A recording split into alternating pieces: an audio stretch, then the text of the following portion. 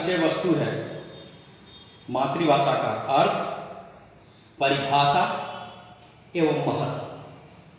तो आज हम लोग मातृभाषा का अर्थ को समझेंगे, मातृभाषा का क्या अर्थ होता है, इसको परिभाषित करेंगे और इसके महत्व पर चर्चा करेंगे। तो आइए सबसे पहले मातृभाषा का अर्थ को समझते हैं और उसको अर्थ को समझते हैं फिर उसको परिभाषित करेंगे। तो मातृभाषा का सामान्य अर्थ होता है माँ की भाषा, जिसे बालक माँ के सानिध्य में रहकर सहज रूप से अनुकरण द्वारा सीखता है। दूसरे शब्दों में हम कह सकते हैं कि जिस भाषा को बालक माता पिता या परिवार के अन्य सदस्यों के अनुकरण द्वारा सीखता और बोलता है उसे मातृभाषा कहते हैं। चूंकि बालक माँ के सानिध्य में अधिक रहता है और उसके द्वारा प्रयुक्त भाषा को सुनता है, माँ जिस भाषा का प्रयोग करती है उस भाषा को सुनता है और अनुकरण करते हुए उसको सीखता है और बोलता है, इसलिए इसे मातृभाषा कहा जाता है। ये इसका सामान्य अर्थ हुआ। अब परिभाषित करते हैं।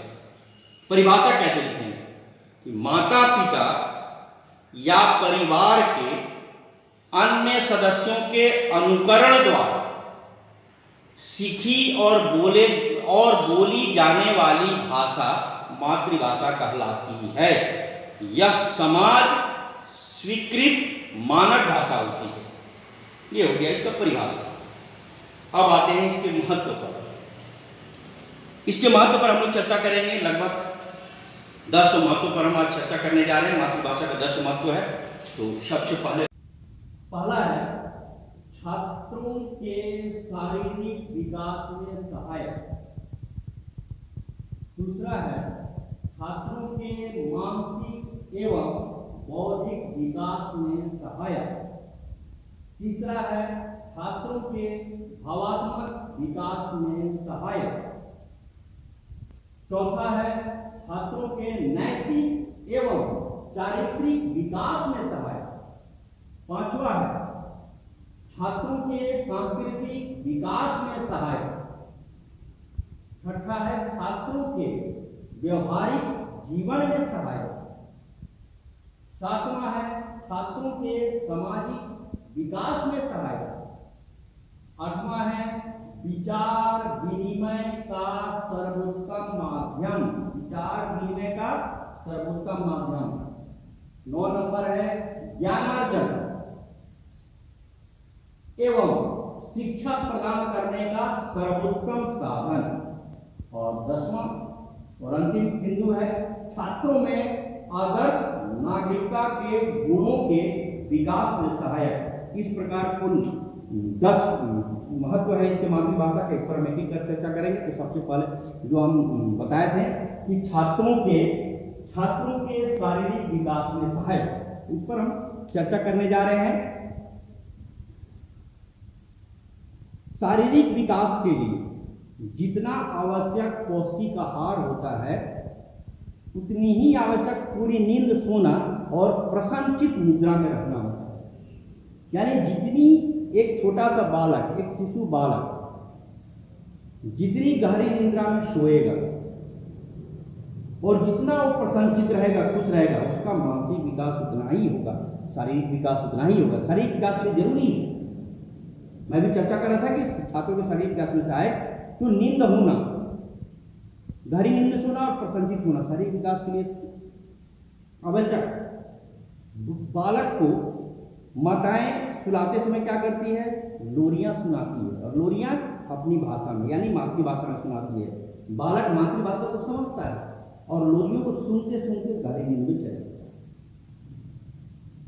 उतना ही नहीं, मातृभाषा में माँ उसको पुकारती है, भले बालक समझता नहीं है, उसके संकेतों को समझता है, इशारों को समझता है और प्रसन्न रहता है। परिवार के अन्य सदस्य द्वारा वो मातृभाषा का प्रयोग होता है, सारे लोग उसको बोलते हैं। बालक धीरे धीरे सुनता रहता है और अनुकरण करता है और सीखते भी रहता है, बोलना शुरू करता है और वो प्रसन्नचित मुद्रा में रहता है। तो उसके लिए शारीरिक विकास के लिए आवश्यक है।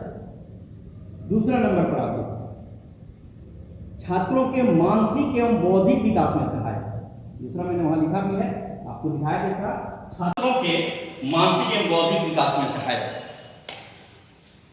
मानसिक विकास के लिए सबसे पहली आवश्यकता विचार शक्ति की होती है, और हम जानते हैं कि विचार तथा भाषा में अटूट संबंध है। विचार भाषा को जन्म देती है और भाषा विचार, दोनों में अटूट संबंध है। जिसका विचार जितना उत्तम होगा, उन्नत होगा, उसकी भाषा उतनी उन्नत होगी, और जिसकी भाषा जितनी उन्नत होगी उसका विचार उतना ही उन्नत होगा। विचार शक्ति के अभाव में मानसिक विकास की कल्पना भी नहीं की जा सकती है। और विचार कैसे करेगा बालक, विचार कैसे करेगा विद्यार्थी? तो मातृभाषा। जब वो विचार करेगा तो उसकी भाषा उन्नत होगी, मातृभाषा में। क्यों? क्योंकि प्रारंभिक अवस्था से ही वो मातृभाषा को सुनता है, उसका अनुकरण करते हुए सीखता है, माता पिता के द्वारा, परिवार के अन्य सदस्य के द्वारा। तो क्या करेगा ना, विचार शक्ति उसमें उत्पन्न होगा, और विचार शक्ति जब उत्पन्न होगा तो उसको व्यक्त कैसे करेगा? मातृभाषा में। इसलिए मानसिक विकास के लिए विचार शक्ति की आवश्यकता होती है, और विचार शक्ति तथा भाषा दोनों में अटूट संबंध होता है। विचार शक्ति और भाषा में अटूट संबंध होता है। महात्मा गांधी ने भी कहा, महात्मा गांधी की कोट किए हुए शब्दों में बताता हूं, मानसिक विकास के लिए मातृभाषा उतना ही आवश्यक है जितना शिशु के शारीरिक विकास के लिए माता का दूध। इन्होंने महात्मा गांधी कोट किया है, मैं आपको दिखा दे रहा हूं स्पष्ट, यहां ध्यान से देखेंगे। महात्मा गांधी क्या बोलते हैं, कोट करके मैंने लिखा है कि मानसिक विकास के लिए भाषा उतना ही आवश्यक है जितना शिशु के शारीरिक विकास के लिए माता का दूध। चलिए अब आते हैं तीसरे पॉइंट पर। तीसरा क्या है? छात्रों के भावात्मक विकास में सहायक। छात्रों के भावात्मक विकास में सहायक, बालक जितना प्रेम अपनी माता से करता है उतना ही प्रेम, तीसरा मैं चर्चा कर रहा था कि छात्रों के भावात्मक विकास में सहायक, बालक जितना प्रेम अपनी माता से करता है उतना ही अपनी मातृभाषा से। यही कारण है कि एक मातृभाषा भाषी व्यक्तियों में आपस में स्नेह रहता है तथा उनके बीच सद्भावना बनी रहती है। एक भाषा भाषी व्यक्तियों में, यानी एक भाषा भाषी समाज के लोग को आपस में सद्भावना बने रहती है, आपस में एक दूसरे से मिलते हैं, एक दूसरे का सम्मान करते हैं। कारण है एक मातृभाषा का प्रयोग करना। कलराज ने भी कहा है, कलराज के शब्दों में मैं कोट करके बोल रहा हूं कि मातृभाषा मनुष्य के हृदय की धड़कन की भाषा है। यह मैं दिखा रहा हूं कोट करके, आप ध्यान देंगे। कलराज, मातृभाषा मनुष्य के हृदय की धड़कन की भाषा है। अब आते हैं चौथा पॉइंट पर, छात्रों के नैतिक एवं चारित्रिक विकास में सहायक। चौथा क्या है? छात्रों के नैतिक एवं चारित्रिक विकास में सहायक। बाल्यकाल से ही बालक कथा कहानियां सुनने में रुचि दिखाता है। माताएं बालक को सुलाते समय, माता हो, परिवार के अन्य सदस्य हो, दादा दादी हो, नाना नानी हो, बच्चों को क्या करते हैं? या तो लोरी सुनाते हैं या कुछ कथाएं सुनाते हैं। बालक सुनता है बड़ी ध्यान से। यदि माताएं बच्चों को रोचक और नैतिक कहानियां सुनाती है तो बालक पर उसका सकारात्मक असर पड़ता है। मातृभाषा के माध्यम से ही बालक सामाजिक जीवन की परंपराओं एवं संस्कारों से परिचित होते हैं। मातृभाषा का प्रयोग उसके परिवार के सदस्य करते हैं, समाज के अन्य व्यक्ति करते हैं। वो सारी चीजें देखता है, सुनता है, उसको अनुभव करता है। और बचपन से जो माताएं बालकों को जिस प्रकार की कहानियां सुनाएंगी, आदर्श कहानियां सुनाएंगी, संस्कारमय कहानियां सुनाएगी जो पूरे संस्कार से भरा हो, आदर्शवादी कहानियां सुनाएगी, नैतिक चरित्र वाली कहानियां सुनाएगी, तो बालक पर उसका प्रभाव पड़ता है। और छत्रपति शिवाजी ने, बहुत सारे महापुरुषों ने अपने जीवन में लिखा है कि उन पर उनकी माता का विशेष प्रभाव था, क्योंकि माताएं उनको बचपन में वीर रस की कहानियां सुनाती थी। माताएं उनके जीवन में धार्मिक कहानियां सुनाती थी। छत्रपति शिवाजी ने कहा है कि बचपन में उनकी माता महाभारत की कहानियाँ सुनाती थी, अर्जुन की वीरता की कहानी सुनाती थी, भीम की वीरता की कहानी सुनाती थी और सुनाती थी कि कैसे वे लोग सत्य के साथ खड़े थे और अंत में असत्य पर विजय पाए। और ये असर पड़ा छत्रपति शिवाजी को। खुद उन्होंने, उनके द्वारा जो पुस्तक लिखा गया था, जो आत्मकथा का है, उसमें वर्णन है। तो ये होता है छात्रों के नैतिक एवं चारित्रिक विकास में मातृभाषा बहुत सहायक सिद्ध होती है। पांचवा आते हैं छात्रों के सांस्कृतिक विकास में सहायक। यहां भी आप देख सकते हैं लिखा हुआ है, छात्रों के सांस्कृतिक विकास में सहायक। बालक अपनी मातृभाषा और उसके साहित्य के प्रति प्रेम रखता है, यानी बालक को अपनी मातृभाषा से और उसके साहित्य से विशेष लगाव होता है। साथ ही बालक मातृभाषा के माध्यम से सामाजिक रीति रिवाजों को देखता है, सुनता है, समझता है। रीति रिवाज क्या है, उसके सामाजिक रीति रिवाज क्या है, परंपराएं क्या है, उस सारी चीजों को देखता है। अपनी मातृभाषा के साहित्य को भी पढ़ता है, मातृभाषा में रचित कथाओं को, घटनाओं को, कहानियों को, सबको अध्ययन करता है, पढ़ता है और उसको अपने पूरी सांस्कृतिक विरासत की पता चलती है कि हमारी संस्कृति क्या है, हमारे समाज का। वो रहते रहते मातृभाषा के माध्यम से अपने विचारों का भी आदान प्रदान करता है, लोगों की बातों को सुनता है, अपने विचार भी रखता है और समाज में देखता है, अनुभव करता है। तो इसके क्या होता है, सांस्कृतिक विकास होता है बालक को। वो समाज के रीति रिवाज को समझता है, परंपराओं को समझता है, पर्व त्योहारों को समझता है, धार्मिक त्योहारों को समझता है। अब आते हैं 6 नंबर। 6 नंबर में क्या है, छात्रों के व्यवहारिक जीवन में सहायक। 6 नंबर में क्या है, छात्रों के व्यवहारिक जीवन में सहायक या छात्रों के व्यवहार कुशलता के विकास में सहायक। अब समाज में ही, परिवार में ही बालक देखता है, सुनता है। कौन सी भाषा में सुनता है, तो मातृभाषा में, कि अपने से बड़ों का कैसे सम्मान किया जाता है, अपने से बराबर उम्र वाले के साथ कैसा व्यवहार किया जाता है, अपने से छोटों के साथ कैसे स्नेह से बातें करते हैं। ये सारी बातें सीखता है बालक अपनी मातृभाषा में। हम सभी सीखते हैं, जो भी हो, सभी अपनी मातृभाषा में ही बाल्यकाल से ही सीखते हैं कि बड़ों से कैसा व्यवहार करना चाहिए, हम उम्र से कैसी बातें करनी चाहिए, अपने छोटों से कैसे स्नेह करना चाहिए।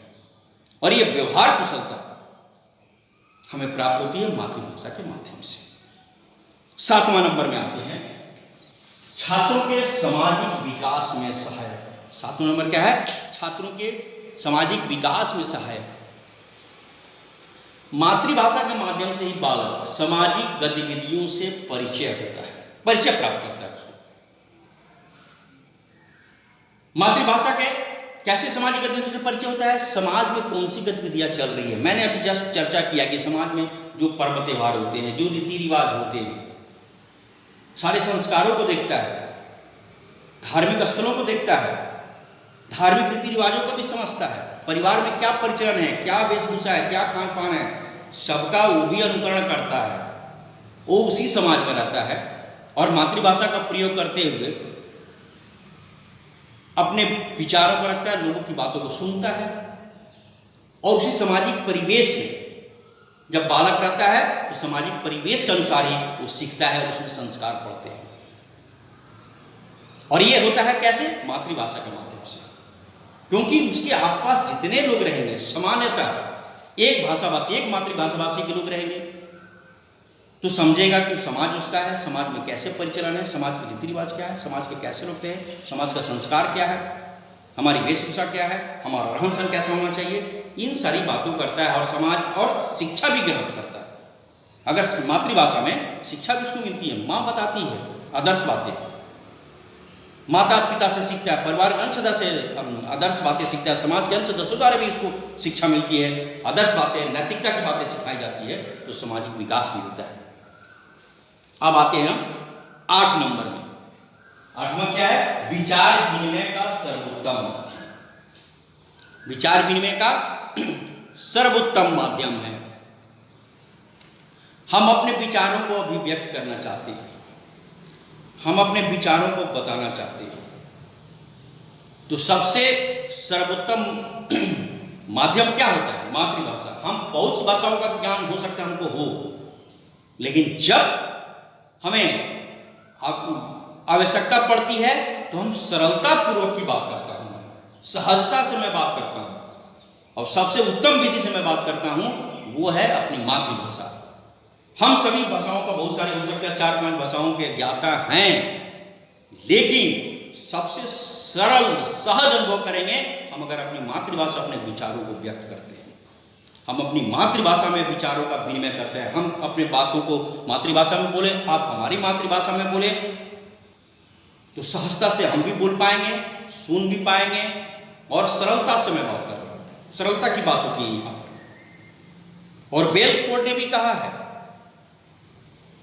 बेल्सफोर्ड क्या बोलते हैं, मैं दिखा रहा हूं, आप ध्यान से देखिएगा, बेल्सफोर्ड का यहां कोट किया हुआ है। बेल्सफोर्ड बोलते हैं, केवल एक ही भाषा में हमारे भावों की स्पष्ट व्यंजना हो सकती है, केवल एक ही भाषा के शब्दों के सूक्ष्म संकेतों को हम सहज और निश्चित रूप में ग्रहण कर सकते हैं। यह वह भाषा होती है जिसे हम अपनी माता के दूध के साथ सीखते हैं। अब मैं फिर से थोड़ा सा स्पीड करके इसको बोल रहा हूं, आप ध्यान से देखिए, सुनिए। बेल्सफोर्ड क्या बोलते हैं, कोट करके लिखा हूं मैं, केवल एक ही भाषा में हमारे भावों की स्पष्ट व्यंजना हो सकती है, केवल एक ही भाषा के शब्दों के सूक्ष्म संकेतों को हम सहज और निश्चित रूप में ग्रहण कर सकते हैं। यह वह भाषा होती है जिसे हम अपनी माता के दूध के साथ सीखते हैं।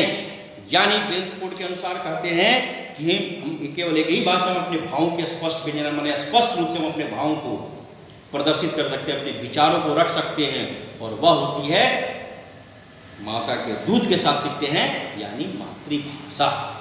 सभी लोग इसको स्वीकार करते हैं, वो बेल्सफोर्ड हो, महात्मा गांधी हो, रविन्द्रनाथ टैगोर हो, सबकी हम अगर बात करें तो सबों ने, जितने भी शिक्षाविद थे, जितने मनोवैज्ञानिक थे, वो चाहे हिंदी साहित्य के हो, चाहे पाश्चात्य साहित्य के हो, सबों ने इस पर बल दिया है, चाहे वो कोई मनोवैज्ञानिक हो, चाहे वो विद्वान हो। सारे विद्वानों ने, सारे मनोवैज्ञानिकों ने प्रारंभिक जो शिक्षा है वो मातृभाषा पर सीखने पर बल दिया। इसीलिए आप देखिएगा जो नई शिक्षा नीति बनी है उसमें बल दिया गया है कि प्राथमिक शिक्षा बालक या मातृभाषा में ही होनी चाहिए, क्योंकि अपने विचारों की अभिव्यक्ति हो या विचारों की जो अभिव्यंजना की बात करते हैं, अपने भाव की स्पष्ट व्यंजना हम मातृभाषा में कर सकते हैं। एक बालक सहजता से, सरलता से, सुगमता से जो हम बात करें तो बालक अपनी मातृभाषा में ही बात करेगा, और आप उसे मातृभाषा में बात करेंगे तो सहजता से समझेगा, उसे अपना समझेगा। 9 नंबर में आते हैं। 9 नंबर का पॉइंट है ज्ञानार्जन एवं शिक्षा प्रदान करने का सर्वोत्तम साधन। ज्ञानार्जन उन्हें ज्ञान अर्जन करना, ज्ञान प्राप्ति के लिए ज्ञान अर्जन एवं शिक्षा प्रदान करना, या हम शिक्षा किसी को दे रहे हैं, सर्वोत्तम साधन क्या है, मातृभाषा। तो यहाँ जोड़ भी सकते हैं, मातृभाषा ज्ञान अर्जन एवं शिक्षा प्रदान करने का सर्वोत्तम साधन।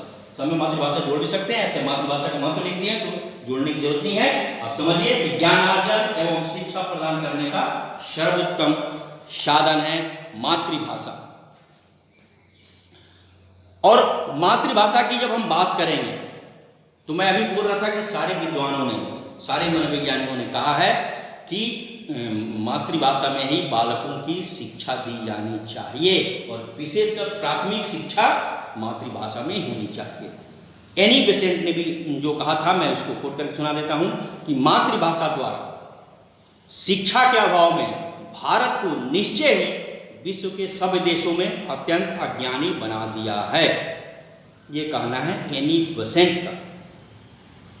एनी बेसेंट की मैं फिर से कोट करके सुना रहा हूँ, आप ध्यान सुनिए। एनी बेसेंट क्या कहती है, पाश्चात्य वो विद्वान थी, उनका कहना है, एनी बेसेंट का, कि मातृभाषा द्वारा शिक्षा के अभाव में भारत को निश्चय ही विश्व के सभी देशों में अत्यंत अज्ञानी बना दिया है।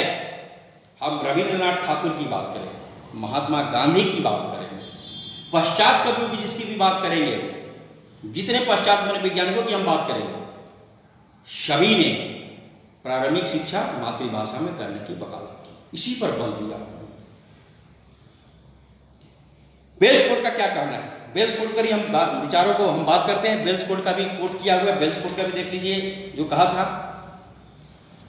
बेल्सफोर्ड, उनका फिर से मैं कोट करके दिखा रहा हूँ। बेल्सफोर्ड कहते हैं, दूसरी किसी भाषा को शिक्षा का माध्यम बनाना विद्यार्थी के श्रम को अनावश्यक रूप से बढ़ाना ही नहीं, अपितु उसके मस्तिष्क की स्वतंत्र गति को पंगु बना देना है।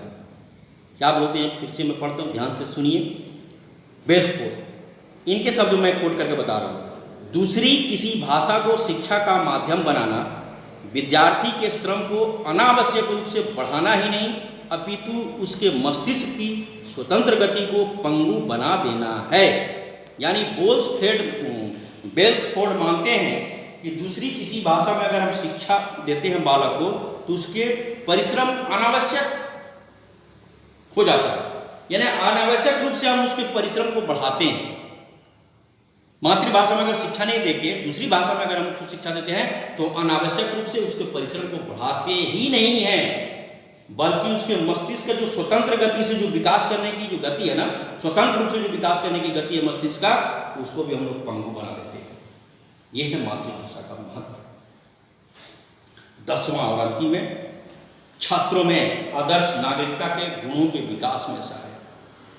10वां क्या है, यहां पर भी देख लीजिए आप, छात्रों में आदर्श नागरिकता के गुणों के विकास में सहायक। बालक मातृभाषा के, जैसे मैंने कहा, मैं पहले ही चर्चा कर चुका हूं कि उसमें सामाजिकता का गुण होता है, नैतिक सामाजिक विकास होता है।